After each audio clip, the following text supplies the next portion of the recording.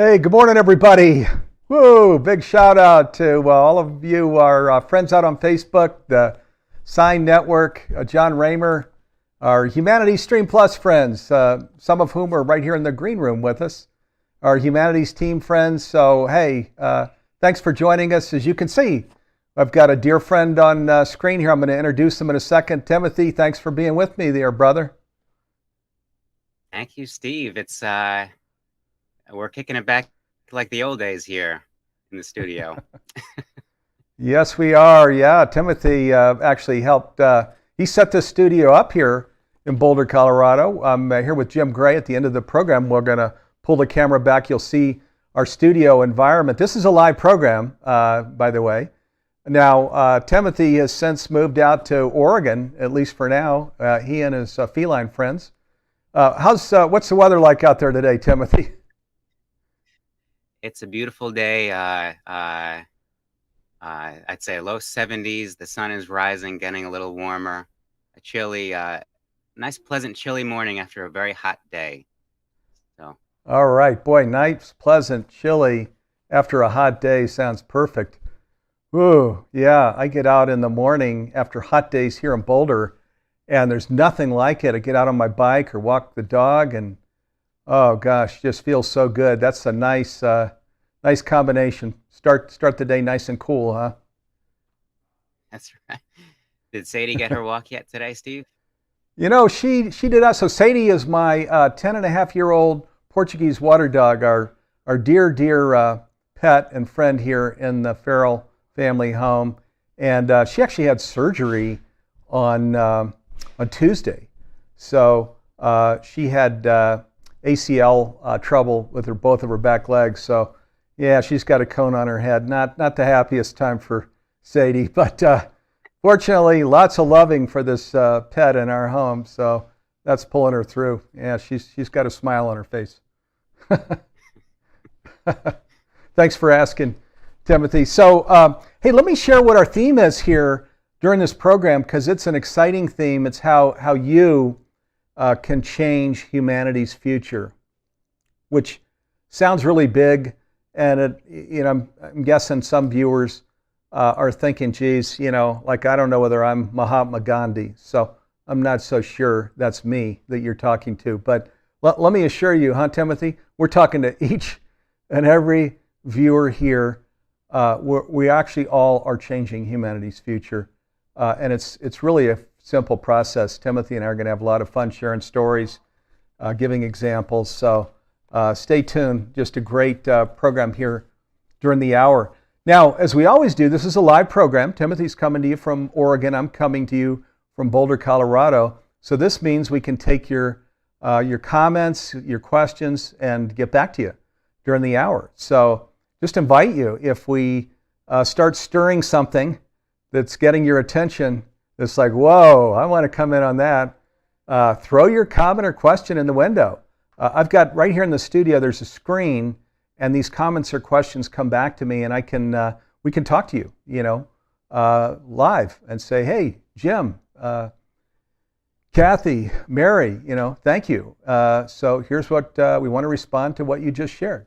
So this is meant to be an interactive program. It's not, Timothy and I didn't bring our presentations or anything. It's nothing scripted. We're just going to have a great conversation about how you can, and then actually I'll even say are, changing humanity's future. Big topic. So let me read Timothy's bio here as we get started, give him a proper introduction. Timothy Noah is my dear friend and colleague as a developer of digital strategy and nonprofit resources here at Humanities Team. Timothy is also a teacher of perspective, sharing how we can think about ourself and this world in a way that makes sense, is beneficial, and uses reason. His teaching is focused upon the present testament of the Holy Bible, and he is a leader of the Humanities Team, A Course in Miracles weekly book discussion. And I'll just say welcome again, Timothy. Well, looking forward to a great discussion here today. Thank you, Steve. And it's just a privilege, honor to be here on this call with you to share some vitally important things, some good news, some teachings with our audience, our supporters here. Absolutely. Yeah. Boy, and let's just jump right in. We started out a little bit here talking about the present day, and maybe we can go a little deeper there, and then we can rewind, go back to some of our early stories, our own process, things that we're inviting now. But even right now, like in this very moment, being when we talk about conscious living, it's just really being here right now, really being present, because we really understand this whole notion of the past and the future, that they're really, the only thing that really has any meaning is being present right here, right now. So our breathing, where we're present from, are we right now, is there a list of these, mental kinds of things that we want to get done during the day right now? Or are we feeling more kind of down in soul and heart space where it feels good? It's just sort of like, ah. We still have, there are lots of things we're doing today. Don't get me wrong. I'm not suggesting in our priorities that it's just willy-nilly, nothing that's going to get done. A lot's going to get done. But the engine, which is our soul and heart space, is just it's at ease. It's relaxed. Even as it's thinking, even as you're problem solving or getting creative or whatever, it's staying in this relaxed state. Do you want to talk a little bit about it, Timothy? You're a big practitioner of living in consciously. Absolutely, Steve. So, the importance of being present. Wow, present is being present is all that is real. Uh, Now, A Course in Miracles gives us a bit of perspective on what it means to be present and the power of this, sharing with us that we have been conditioned into believing into a certain uh, uh, uh, way of thinking about time, where there is this past, which is vast and so much past, and there's a future which is vast, and then there's the present moment, which is just a sliver of time. But really, the Course invites us to think of this as actually upside down, that really now, this present moment is the vastness of time, is the only thing that is real. And the past and the future are just beliefs that we hold. They're parts of our mind that we're projecting onto something that is not here now. So, what is here now is the only thing that is real. And when we start to live from this point, being present in this present moment, what is around us, even memories that we bring to surface, we can start to think about as here, as with us now. There are thoughts that we're having right here and now, and so we can worry about the future or be depressed about the past. But ultimately, all of this is just trying to be somewhere other than here and now. So if we can just center on the present, as you're sharing so nicely, Steve, then we're tapping into this eternal. The Course tells us that now is the closest approximation to eternity that this world offers. And this just invites us to think about now a different way rather than a sliver of time or just a wedge between the past and the future. We could start to think about now as the only time that exists. We've all heard this phrase that time is an illusion, uh, and that's a wonderful phrase, but often it's taken to be some sort of abstract concept that maybe one day we'll come to understand. But really, if we can just start to live from this point that now is the time, now is eternal, even. And so, because now is eternal, and I am now, and you are now here with me, that you always were and you always will be here now in some form. The form will change, and that's fine, but the content is always here. So it's just so nice to be here now with you all, and with you, Steve. I guess as we start to unfold this discussion on presence.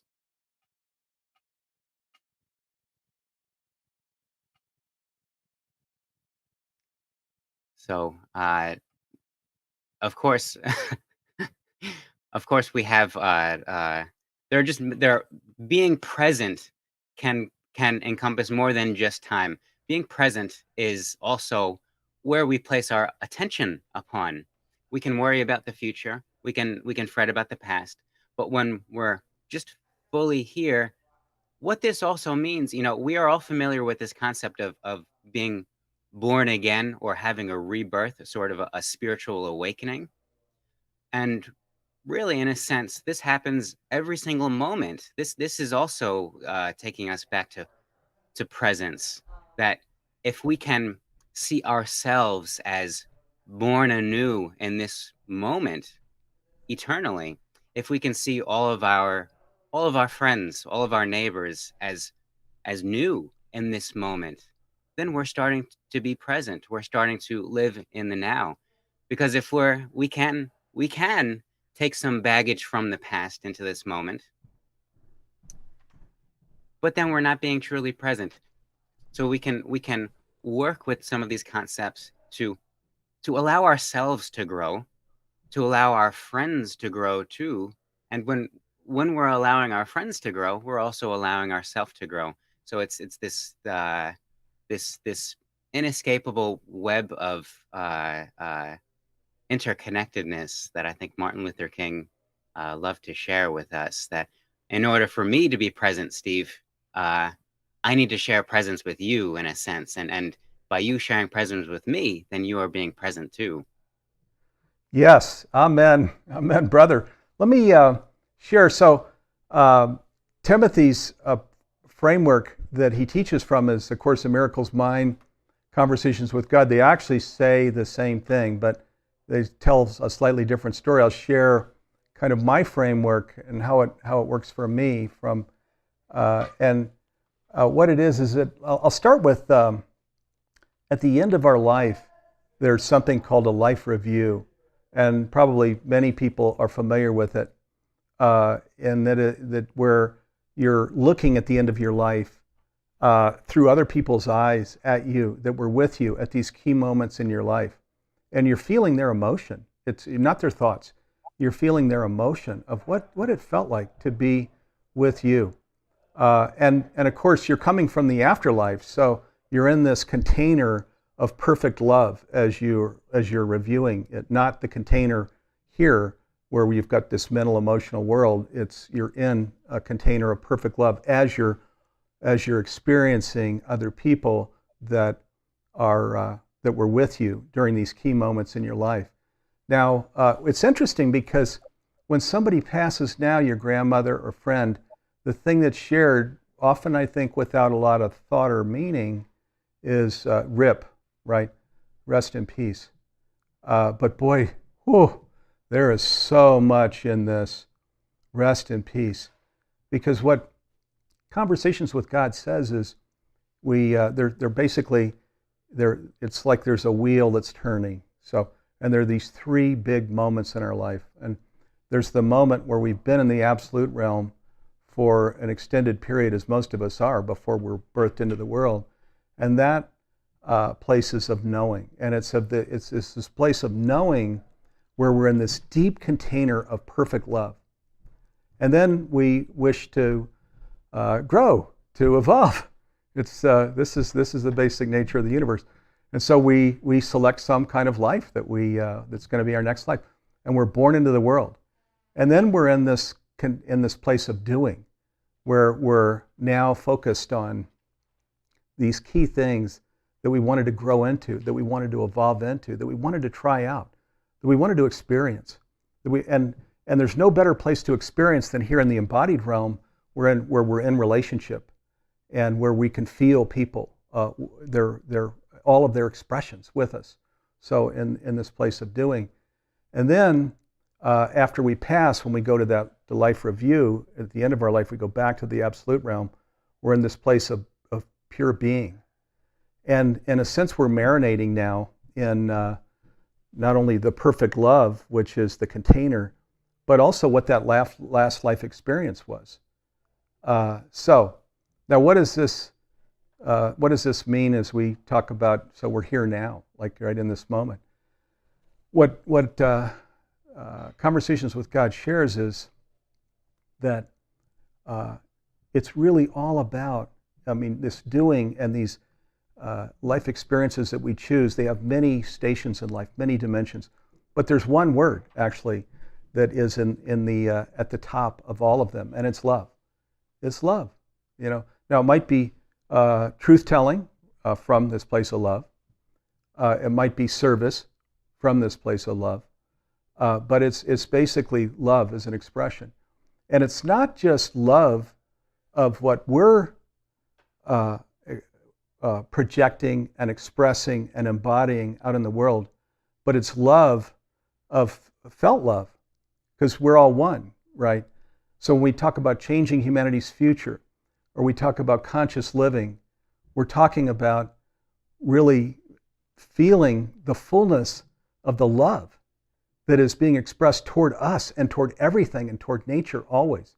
When we go out on a hike and we're walking through a forest and we're seeing birds sing and wildlife walk and fish school, etc., we feel that love. It's why people love to be out in nature. It's why people love to garden. You feel it's love expressed. It's the divinity of life is in its fullness. It can feel the love that the one has for the waves, for all of its pieces and parts. So it's that. We're invited to be our own expression of love from our own station in life. And part of how we do that is to not lose touch with the incredible love that there is for us and for every part, if we want to use ocean metaphor, for every wave in the ocean, which is all of it. It's you and me. It's all human beings of every stripe and color. It's the earth itself. It's animal life and plant life. So it's felt love and it's expressed love.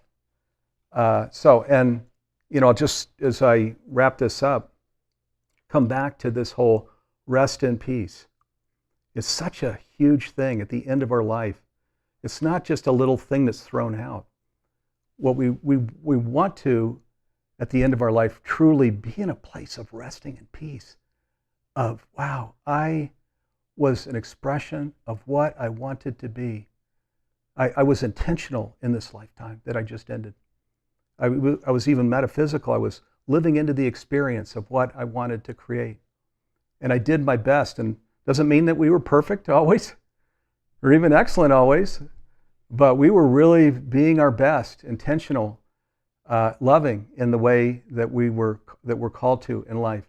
And then, when our life ends, it is a rest in peace, with exclamation marks.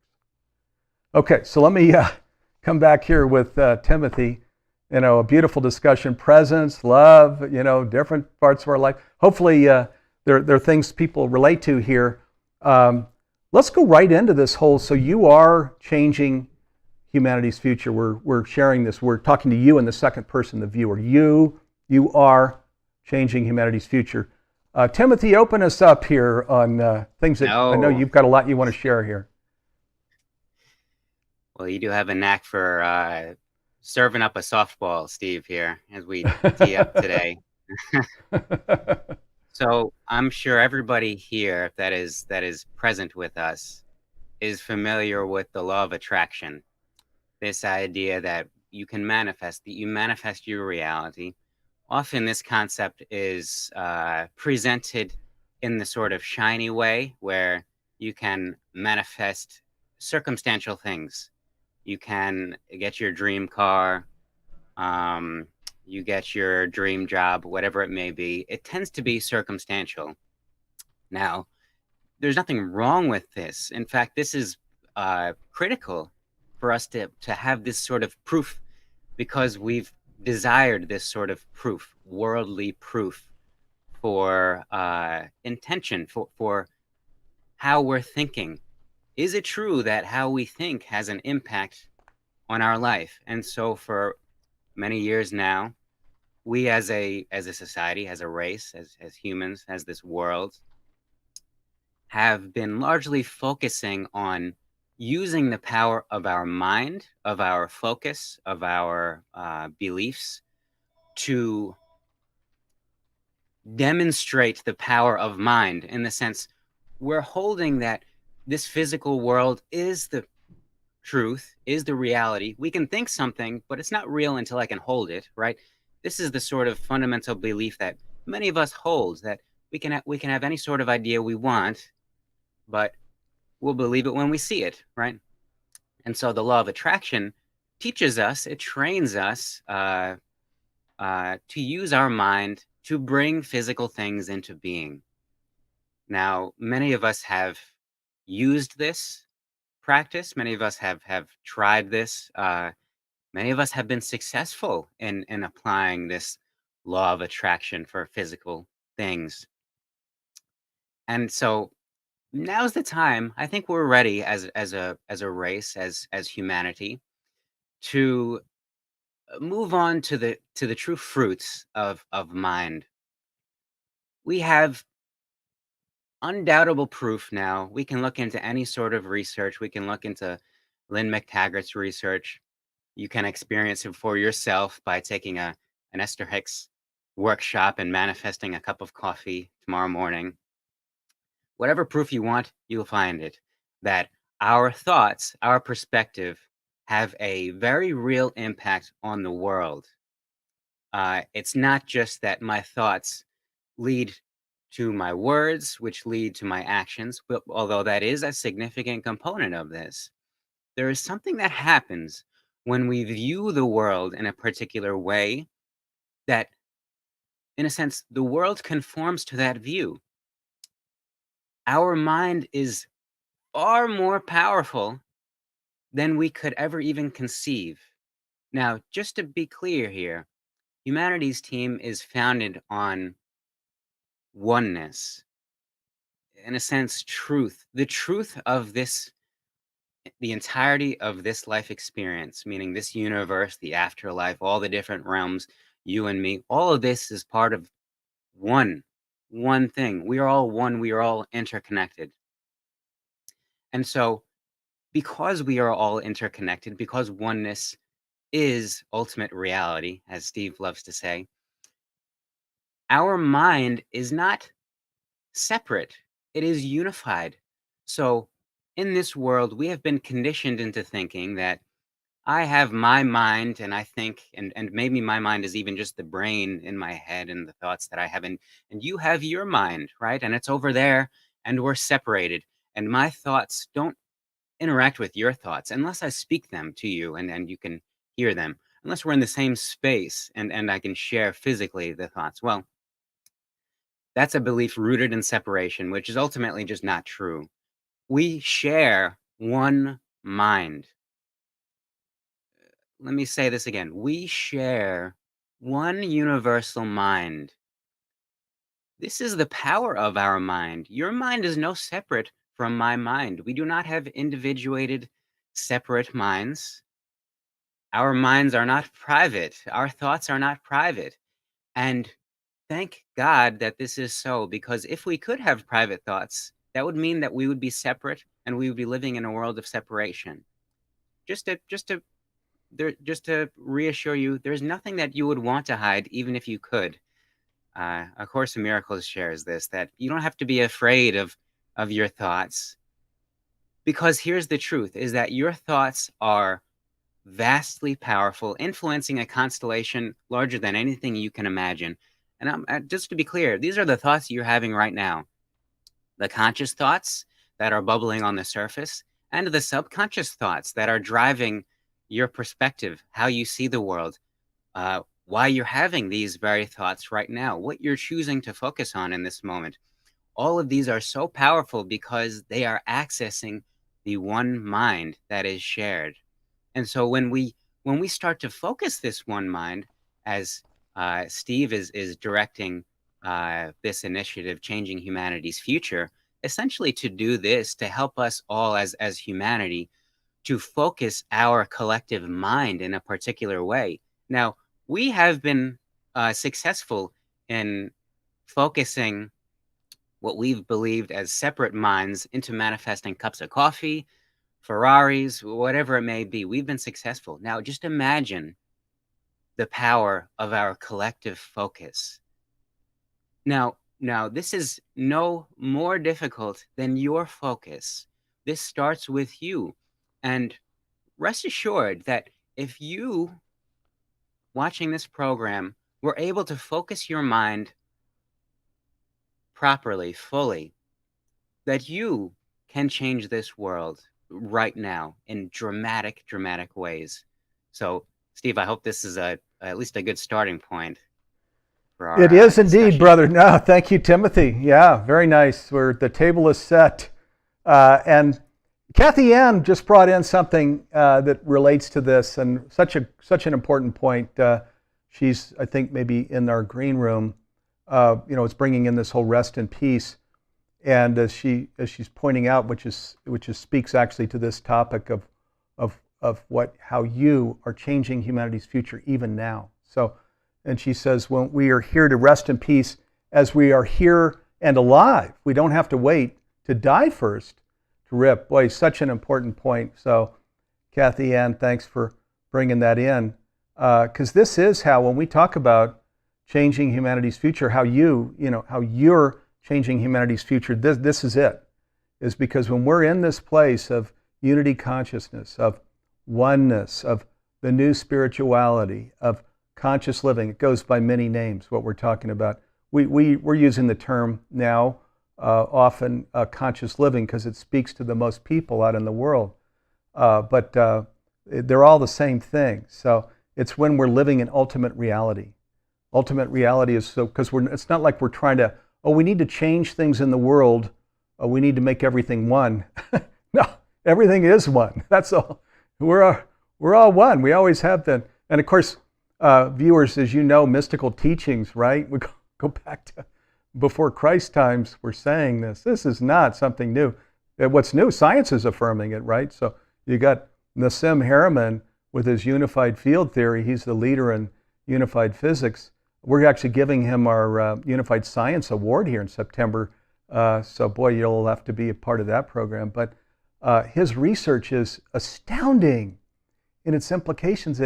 It's what Albert Einstein sought to do all the way to his deathbed, to the very end of his life, was to find the mathematics, the science that addressed everything from a quantum scale, which is protons and atoms and things we can't see, to cosmological objects like these telescope pictures that were just made public yesterday and the day before. This camera just turned on where we can see now these galaxies. Oh my God, all over the universe, the multiverse. Astounding. So, and his equations and his science now are for everything, largest to smallest, physical to non-physical, and it's saying there's an inner harmony, there's an underlying unity to all of it. It's all alive. It's all there. And he's saying then, as he brings to a close the implications of his research, he says, these are science terms, but notice that A Course in Miracles or Conversations with God or the Holy Bible connect with this. He says, now, everything is sovereign to one body. So, right. That's what these spiritual teachings say, except that we are all one, we're all, there's a unity that is underlying across everything. Everything is sovereign to one body. So what that means, the implications of that, my God, astounding, that we're created just like our own body, where I've got all these cells and organs in the body of Steve Farrell. Well, they're all in service to this one body, right? That's what, unless there's a cancer, in which case there are cells that are now in opposition to the body. But in a healthy body, the cells and the organs are in service to the body. Well, he's saying now you are born that way. You're born in service to the whole of the earth, to the whole of the universe, to humankind, to animal life, to plant life, right? You're a cell in the body of that. It's how you're created. I mean, we can say, well, I don't want to be created that way. And you know what? Unfortunate if we decide that, because that's how we're created. That's how it works. So, and now where we can say, well, I want to test that, in my own. Steve, I haven't studied that research. I'm just hearing you say this. Okay, real simple way to test it. Just do something nice for a neighbor. Help your partner. Grab your cat. Pet your dog. Say something nice to the person at the cash register at the grocery store. Anything. Just do something kind, something in service, something compassionate, something loving, and just watch how. What does that feel like? And then there it is. Whoop! Wow, I'm feeling it. Or I'm not suggesting we do this, but most of us couldn't anyway. But where you just go and live this hedonistic lifestyle that's just me, and then go, why am I not happy? I'm just, I'm driving that car I wanted. I'm on that cruise I wanted or something, and I don't know why I'm not happy. I always wanted, this is the American dream. I'm doing it. Well, here again, maybe we're not created that way. Okay, so now let me just bring in one other thing that's very practical here. And this relates to my story, kind of in how it unfolded. And you maybe heard me talk about the 1990s and Silicon Valley and stuff. So it went from, it's a worldview thing. So it went from a worldview that was primarily focused on these priorities, a day calendar and all these tasks, and getting those tasks done as quickly, as expeditiously as possible. So that kind of worldview, to a worldview now of, as I look right now at the camera, at the clouds in the sky, of where I look out on the world anywhere and all the time. It's this whole sacred view thing of, I really get it now, that we really are all one. I mean, I'm looking out at this sacred body, this loving essence. And it's true, some people are asleep and they can be grumpy and so on, but they're part of that. Everybody is. So, which then brings in this whole mission thing where we have that worldview of everything is a part of this one body. We're all one. Then we're in service. And again, it doesn't mean that we're like perfect or excellent all the time in terms of how we relate to people coming from this place. But it does mean we're intentional, and we're really doing our best to be in service to life around us, with our coworkers, with our partner, with our kids, our pets, again, even the clerk at a grocery store, the homeless person walking the street, they're a part of the one. So just doing our very best, being our best expression in each and all of these instances. So it's a completely different life from the early 90s, where I was a CEO and a founder of a startup. And I had a good heart, don't get me wrong, but I was top and bottom line growth were very foremost in my mind, to today, where now I see this beautiful earth, this incredible planet, with all of these beautiful people, and just feeling into what our possibilities are, where we're all living consciously together. That's this whole changing humanity's future thing, where we're just saying, boy, let's create a global undertaking and live consciously together. So coming back now to you, the viewer, so how are you changing humanity's future? I promise you that where you're living consciously, as I know you're probably the only reason you would watch as you are, that you're having impact in your home right now, in the grocery store, on the street, with your coworkers, even where you're not using spiritual terms, just the way that you're expressing and the way that you're being, your vibrational energy, those, I promise you, are having an effect on people around you. This is now getting into some of what Timothy brought in terms of we are a part of the one, we're expressions of the one, we're vibrational energies within the one. And so there's constantly impact. There's no way to not have impact. We're having impact. It's just, is it a positive impact or not? So here's, that's just a little bit about my story. Timothy, your story is amazing. Timothy went to Duke and was a physics major, and then he got his master's in public policy, and now he's a key leader in humanities team. I know there's so many things you've experienced in your life. Yeah, thank you, Steve, for just beautiful, heartfelt sharing here. I did go to Duke, a degree in physics, master's in public administration from UNLV, and I just love different perspectives on things, just in the pursuit of truth. They all point to the same thing, and really, what I'm feeling, uh, just based on your just expanding on your sharing here, Steve, is just this understanding that, as actually Wayne Dyer has a famous quote.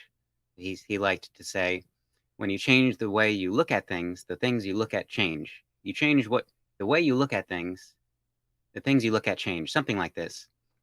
And so uh, we can understand this conceptually, that we've all had something in mind, and we change the way that we look at it, and somehow it's different in our perspective. Now, sometimes the thing actually changes manifestationally, physically.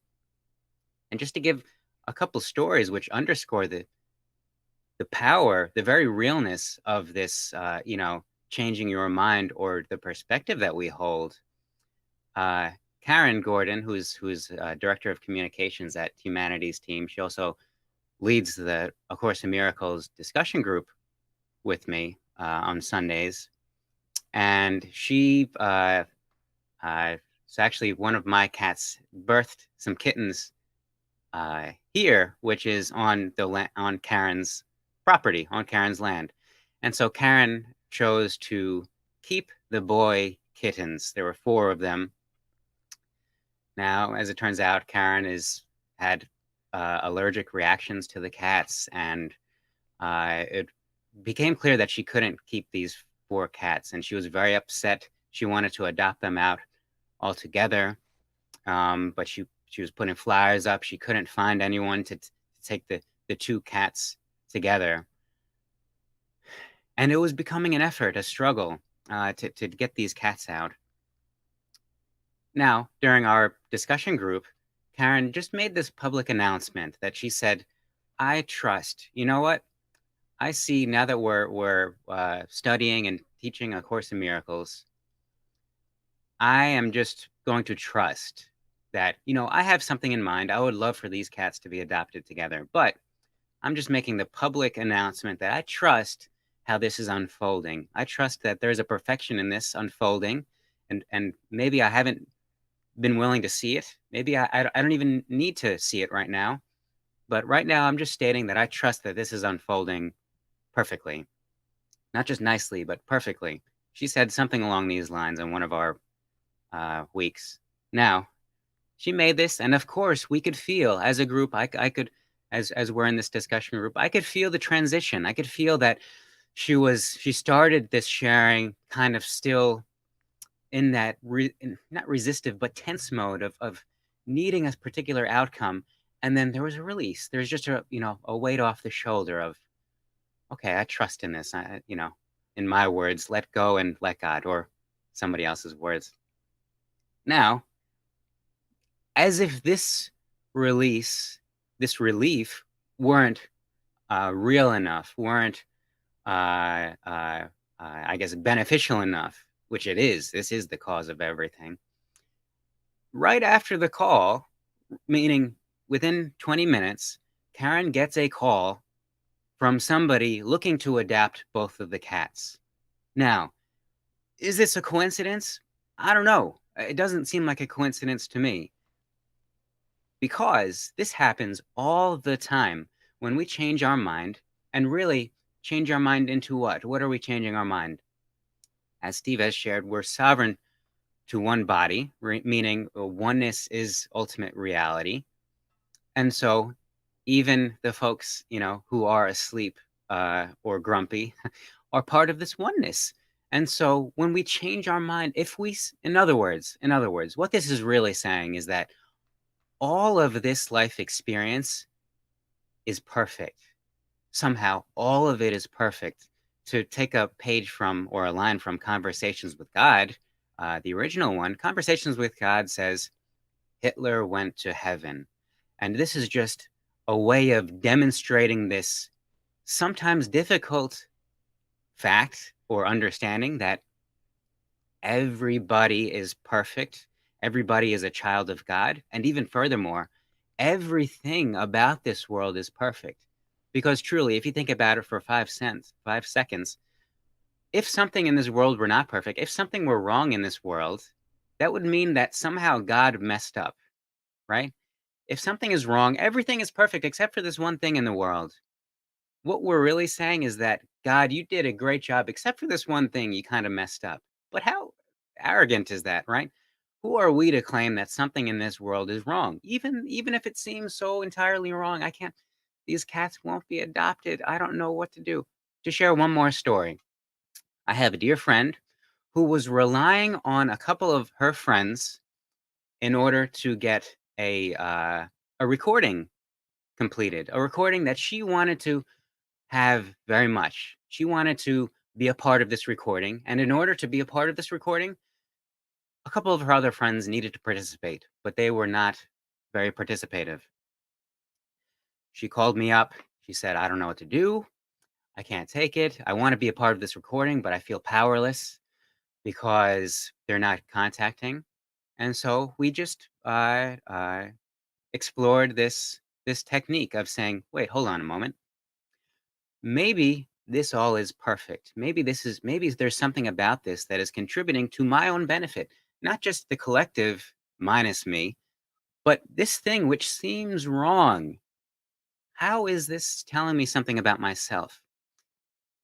Think about it. When you see something on this in this world that you label as wrong, not everybody sees it that way. And not everybody sees that particular aspect of the world. So if you're called to see something in the world that is wrong, rather than project it outward and keep it outside of yourself, because when you do that, when the wrong thing is out there and it's all these people that need to change and we need to have a whole big million people, whatever it may be, that's just trying to put it outside of yourself. So whatever you see in the world that you would label as wrong, rather than keep it out there in the world which is separate from you in your belief, just bring it right back here. What is this? Why am I seeing this in my life? Why am I focused on this aspect of wrongness, whatever it may be? Unreliability, um, feeling guilty, whatever it may be, something particular that really your life is showing you. If your life is showing you something, I can guarantee you it's not by accident. Your life is showing you something for you, not because you're called to make some sacrifice and that you're just a small piece in a big machine. No, your life is showing you something specifically for you. So if you label something as wrong, that's kind of like a red flag that goes up. Why am I seeing this as wrong? Okay, this reliability, that they're not being reliable, whatever it may be. Where am I not being reliable? Where am I not being reliable in my life? Because truly, this thing that I had deemed as wrong and bad, and if only this were fixed, then my life would be better. This thing is an opportunity, is a mirror for myself in order to make this change immediately. Because as soon as we recognize what it is, these people are not being reliable. Oh, now I see. I didn't even realize that I wasn't being reliable in this different thing, seemingly different thing. And because I see it directly now, I can let it go. I don't have to experience this again. I will be reliable in here. I will listen. I will connect. I will not feel guilty, whatever this may be. Now, back to the story. My friend who was saying they need to participate, they're not doing it, realized that it was in herself and gave the willingness to see the perfection in it. And of course, the weight was off. Of course, that day, she got a call from her partners who then worked with the video producer, and they got their project uh, rolling.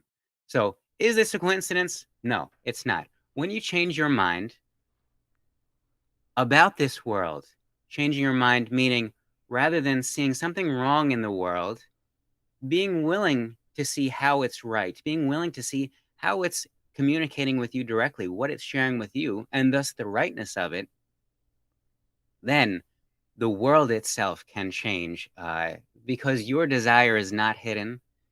Your heart's desire is not secret. God knows it. Who do you think gave you that desire, right? So your desire is being broadcast with every square inch of your body. And it will be here as soon as you're willing for it to come.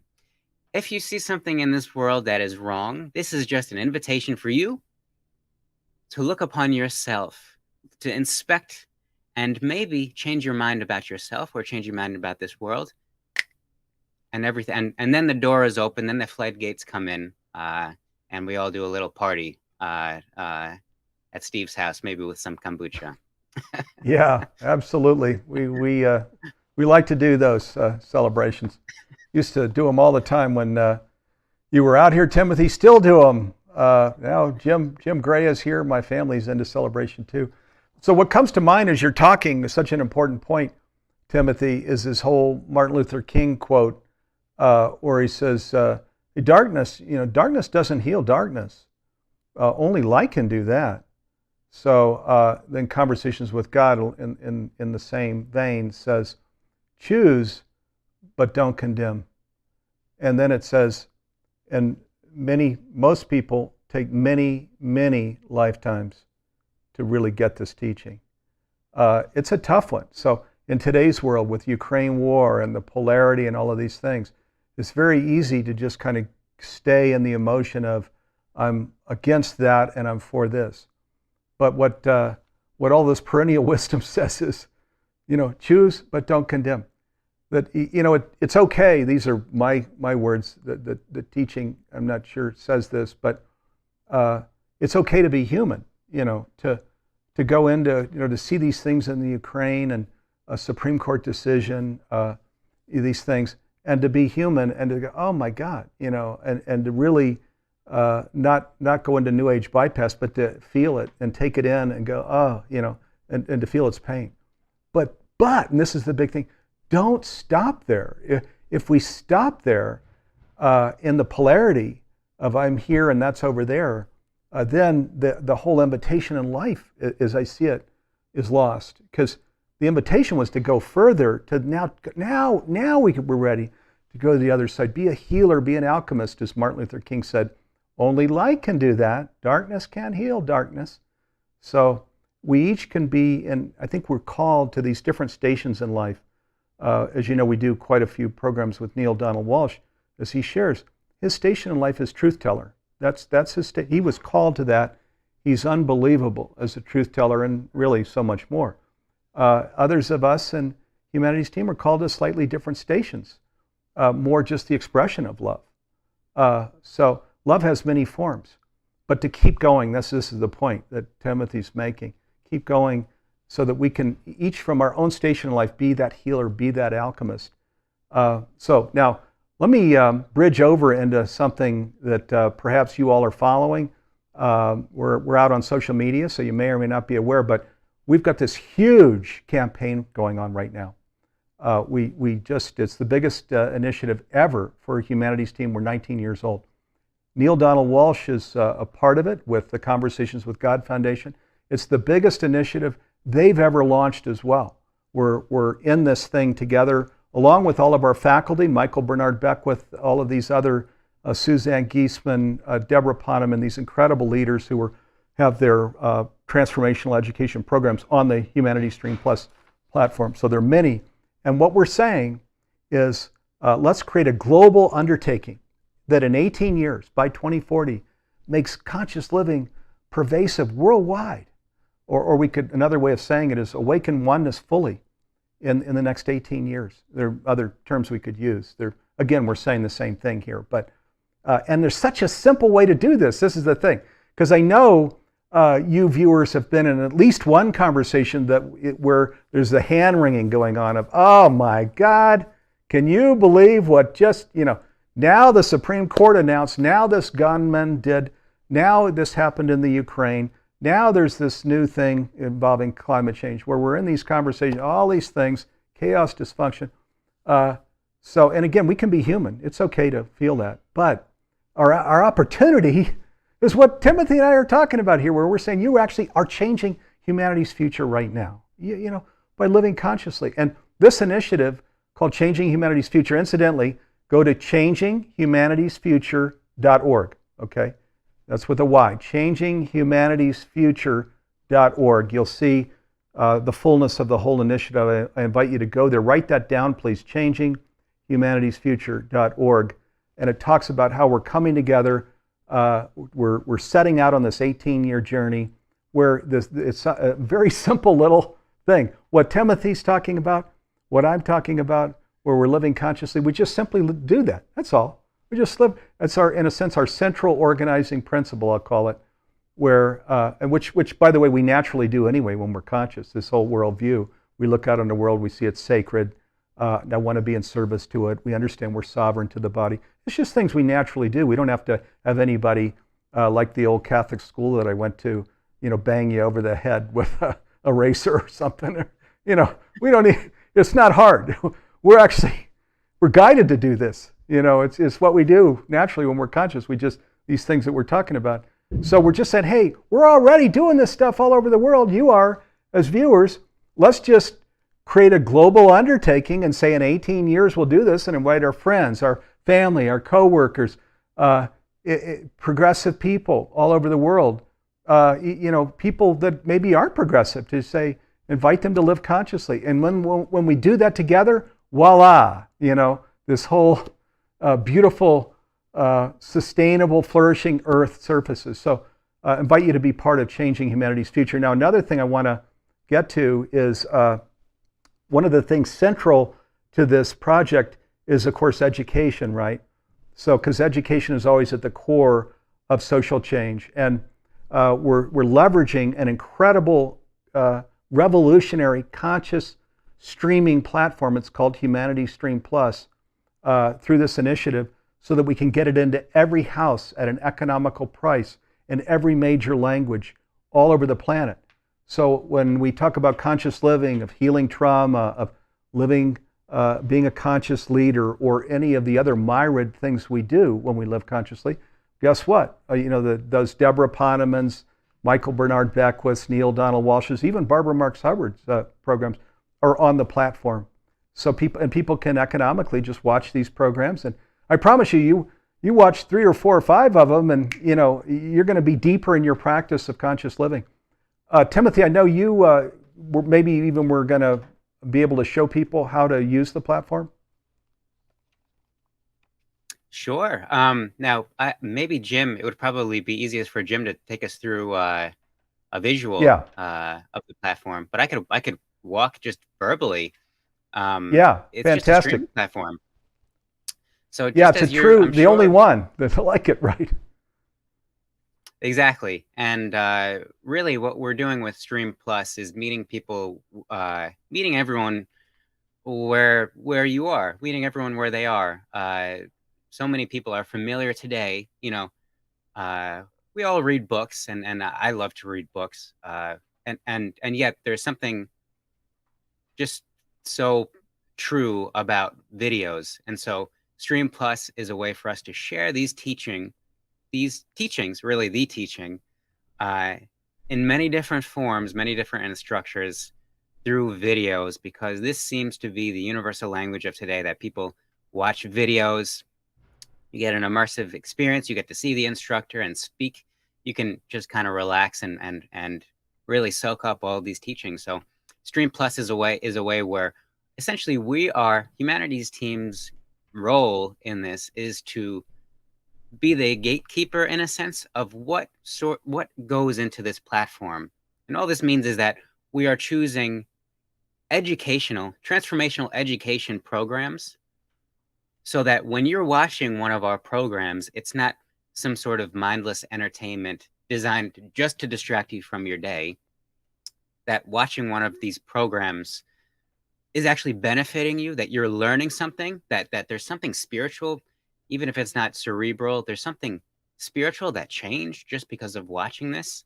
So in a sense, it's like this is just a hub of today's video scriptures, and you probably speak a different language in video than your neighbor, and so this is in a sense why we're offering such a variety in Stream Plus.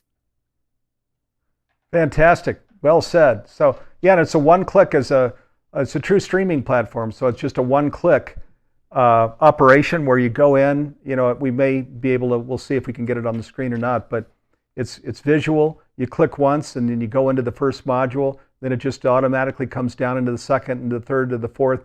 At the fourth module, if you want to don't go all the way to the 16, here we go. You can see it on screen now. If you don't want to go to the next module, you just do one click over and you go into Greg Braden's program on the science of self-empowerment. Or you click one more over and you go into the Nassim's program called the science of, forbidden science, which is actually another program with Greg Braden.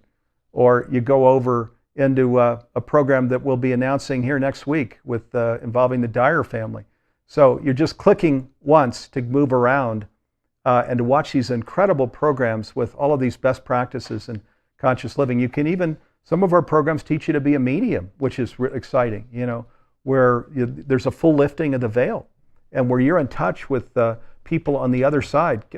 Timothy's mother, who's Karen Noe and a key partner of ours, is a gifted medium. And she's in touch every day with people on the other side. And it's incredibly exciting as these inspirations come through, this wisdom comes through. Boy, stay tuned for next week's program. In fact, Karen Noe is my guest next week, starting at Wednesday, 9 a.m. Pacific.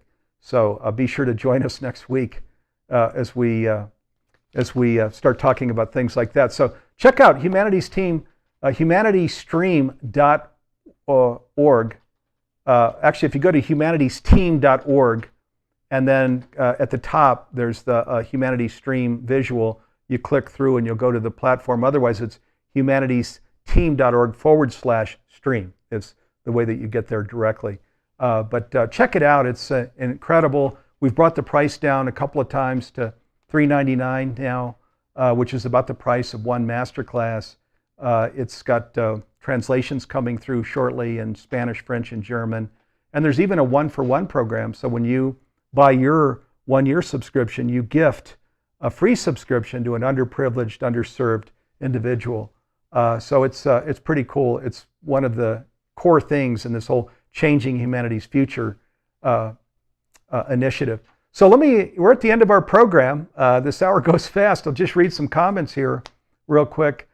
So Teresa says, yes, pulling our individual manifestations into a focused group manifestation. She's saying big thumbs up.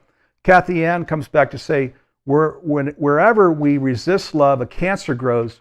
Receive and accept all that is love, and only love grows, for only love is. One for all and all for one, a beautiful dance to our one beauty. So nicely said again, Kathy Ann. And then Vanessa says, making a difference isn't that difficult, and it doesn't have to be a huge project. Buy someone a surprise movie ticket, a cup of coffee, etc. It's good for the spirit, yours and the person to whom you are gifting. Nicely said, Vanessa. So great words here from our viewing partners as we wrap this program. Timothy, thanks so much for being my special guest here today. Thank you, Steve, and thank you, Kathy and Teresa. I think I know those names here. And I just want to share, Steve, as we close, that you listening to this call, you are a powerful creator. You are made in the image and likeness of our Creator, meaning you're made to create. You're made in the image and likeness of God, who created us. Think of the power that is within you. And so if you have just a little willingness to accept this with that your mind is this channel for creation. It's not just your little willingness that's at work. It's your little willingness combined with the full power of God. So thank you for being with me, and thank you, Steve, brother, for having me on this hour here. Yeah, thank you. And such a beautiful close. Yes, we're all created in the likeness and image of God. As Michael Beckwith says, we're emanations of the One. So boy, it's a beautiful thing, and easy and fun to be conscious every day. So thank you, viewers. Thank you, Timothy. Also want to thank our my colleague here. I mentioned at the beginning of the program, Jim Gray is now in the studio. If we pull the camera back, I think you'll even, there we go. You can see Jim over there. I'm here on the couch. Jim, thanks for making this a seamless program so that Timothy and I could just sit here and yak. Also want to thank Karen Gordon, Karen Watson, Dee Meyer, Garth Catterall, Nanette Kennedy. Thank you to all of our partners that help create this program. There's a lot of work goes into creating these programs and creating the communications that go out and reminders and things. So big thank you to my partners and colleagues and the humanities team, and then come back to you as viewers. Hey, let's do this in the next 18 years. Let's make conscious living pervasive worldwide. And let's begin right in our own life, in our own homes, in our own workplace. Okay, have a great week, everybody, and we'll see you next week when I'm back with Timothy's mother, Karen Noe, a gifted medium, and we're going to share some mind-blowing stories. So be sure to join us 9 a.m. Pacific next Wednesday. Have a great week, everybody. Love and peace and blessings.